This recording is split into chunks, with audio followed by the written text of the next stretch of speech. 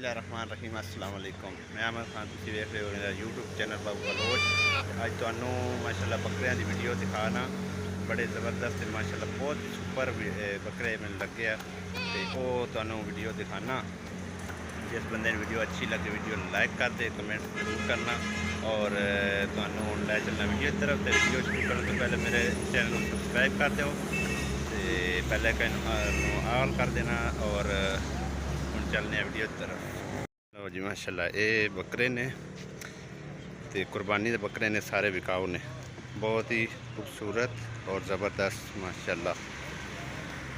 तो इन्हों की खूबसूरती देखो और वज़न ही देखो और बहुत ही प्यारे माशाल्लाह बकरे ने।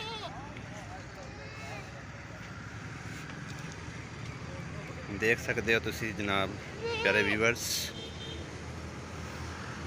तो जिसनों अच्छे लगन कमेंट लाजमी करना है। ये सारे कुर्बानी वास्ते जानवर तैयार ने, तो जो भाई खरीदना भी चाहे वो मेरे नाल कॉन्टैक्ट कर सकता है। मैं अगे इन्हां दे मालकां नाल तुहानूं मिलवा सकना, ठीक है।